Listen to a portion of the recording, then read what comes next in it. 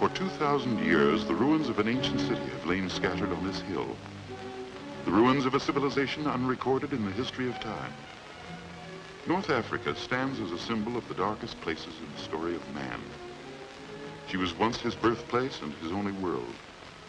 Here, primitive man wandered over the trackless wastes, and down through the centuries of progress and civilization, this land has stood resplendent with stoicism to receive the conqueror. Here, battle cries filled the air, and now they are lost in space, lost with the legions who shouted them. 1,000 years before the birth of Christ, the pharaoh Necho ordered the Phoenicians to circumnavigate the continent. Out of these years of exploration sprang the ancient city of Carthage. In Africa's other ancient cities stands the architecture of all the ages and all its conquerors, where the most modern buildings rub shoulders with Moorish and Oriental temples. Here, as in the days of Christ, the same toiling people live out their simple lives. Their marketplaces are crowded, mean, and miserable. Their lives bear witness to the fate that comes to all conquered nations. Here are the fusions of every race, creed, and color, the stoicism and hopelessness of men who once were noble and free. In ancient Rome, a senator stood up and cried, "Carthage must be destroyed. Not a stone must be left standing upon another stone."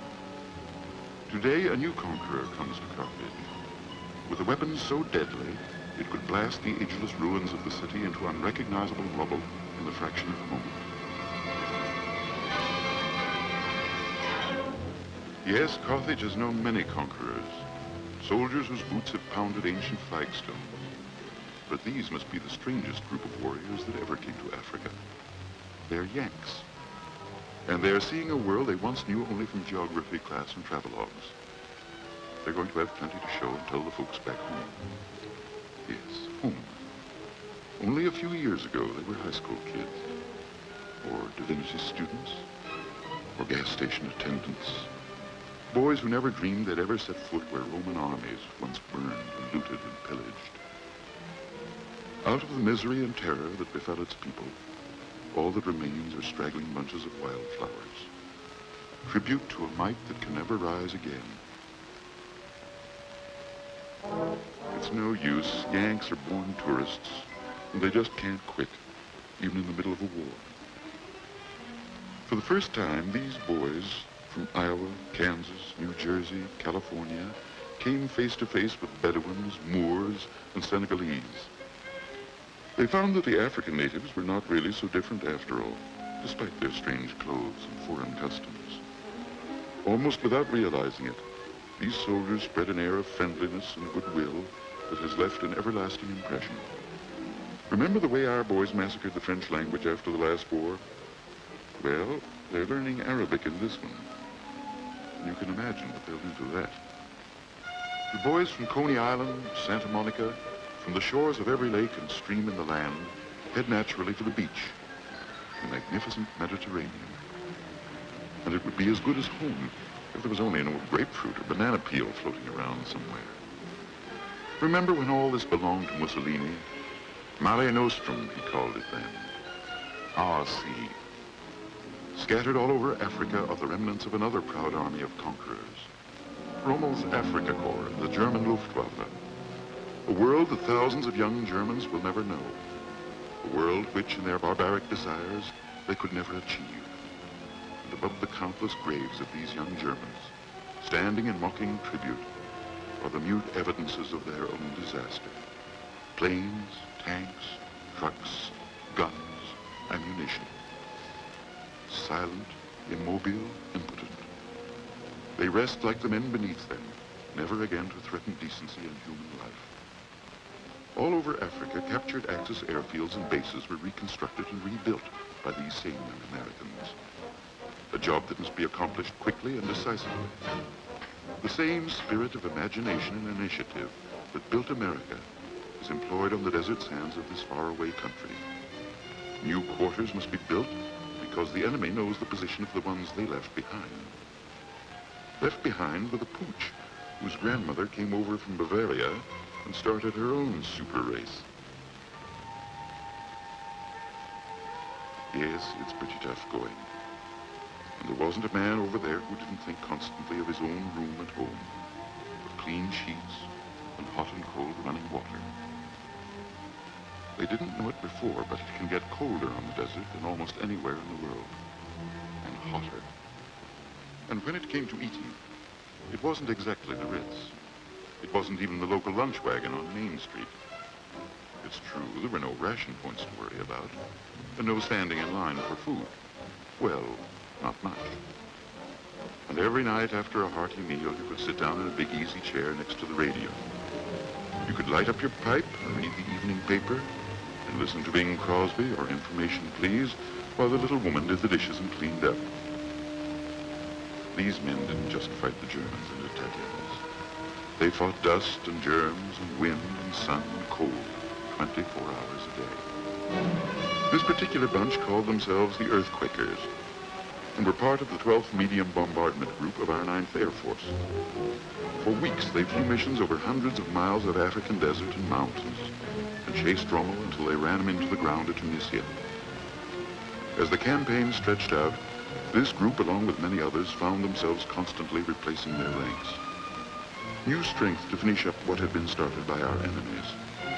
Just American guys from all over, from farms, ranches, and factories, from a place called the USA that they hadn't seen in months and wonder when they're going to see again. The men seemed almost easier to replace than the valuable planes and equipment that would finally finish the Axis in Africa.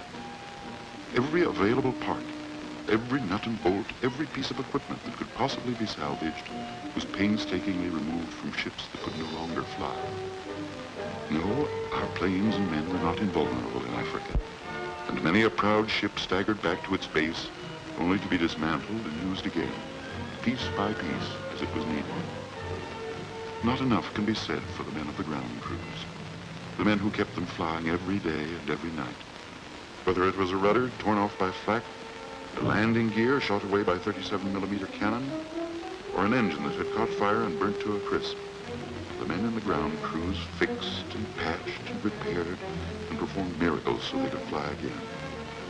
No smooth-running assembly line, no spare parts department, nothing except what could be salvaged, not once, but 10 times. The planes were North American Billy Mitchell's, B-25s, and the name Earthquakers fits them like a glove. They're the same kind the Air Force used to bomb Tokyo. And in North Africa, they shook the land from one end to the other. Shook it, jarred it, jolted it, hammered it, smashed it, leveled it, pounded it, and quaked it, until Rommel and the Africa Corps just couldn't take it anymore. Here is the situation at this stage of the campaign. It gives a better understanding of the task facing the Earthquakers. Toward the beginning of the end, the enemy still held Tunis and Bizerta. Allied strategy decided to force the Germans and Italians up toward this narrow peninsula into annihilation or surrender. American and French forces began to push hard from the west and southwest. The Earthquakers and part of the 8th Army under General Montgomery were driving from the east and southeast. One of the many objectives to be destroyed was the Nazi airfield at El Mou in the city of Sfax. From Medellin, almost 100 miles away, the Earthquakers made their plans. Cautious, laborious plans, since bombing and destroying enemy airfields and bases are not accomplished 1, 2, 3. Countless briefings and interrogations were held. Areas were mapped out down to feet and inches, so the targets might be clearly determined. These are no longer young Americans at play on a sightseeing tour. They're soldiers, part of the Army Air Forces. Before you can ride camels and donkeys, you've got to move in and take over. That is, if the camels and donkeys happen to be in enemy territory. Day after day, they flew combat missions with systematic plans for destruction. This was what they had been trained for. This was what they had known they were meant to do. And now, the bombs and bullets were headed where they belonged. Headed for enemy aerodromes and tank corps and German panzer divisions. A steady, monotonous, relentless job, devoid of comfort and filled with danger.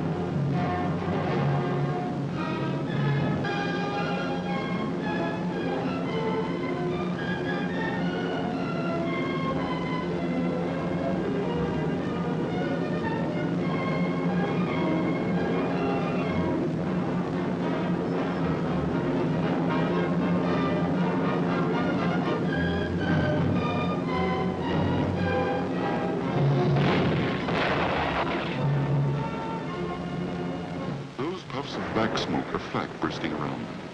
Deadly, vicious flak.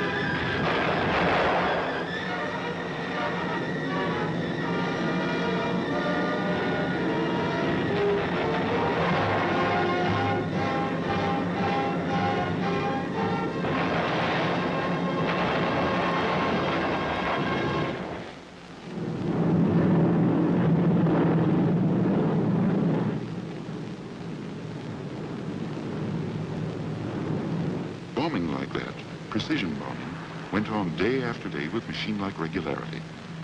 Yes, there were losses, plenty of them. Some ships never made it back to base, and some got there with the fuselage torn almost in half, or the landing gear blown away. For the men waiting on the ground, there's the constant fear that the next landing may be a crash landing. Ambulance crews are on the alert.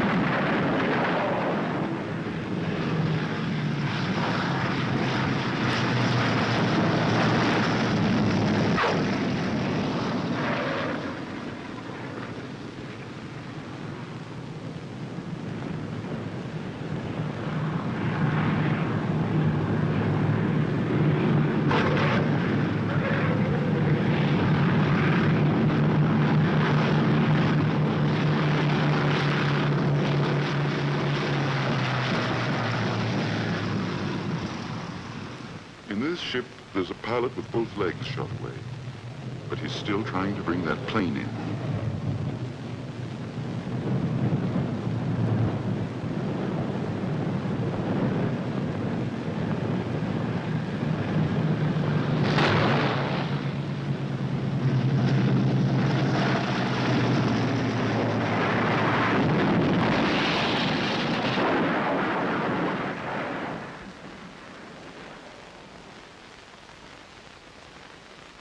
The last thing he did in his lifetime, but he brought her in.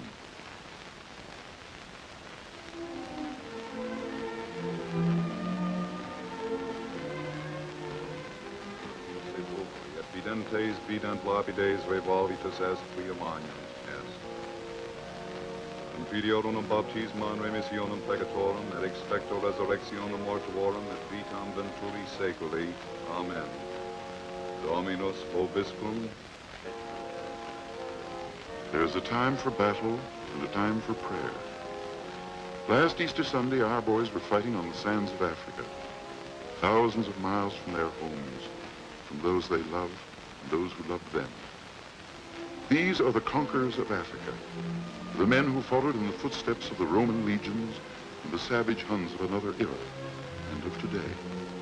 Yet they want no loot, no stolen world, but a free world for all men. They have made no conquest. Without conquest, they have won the hearts and minds of men. They want no Superman, but a race of all peoples, united in a common aim. This is their prayer. Peace on earth. Peace with Victor.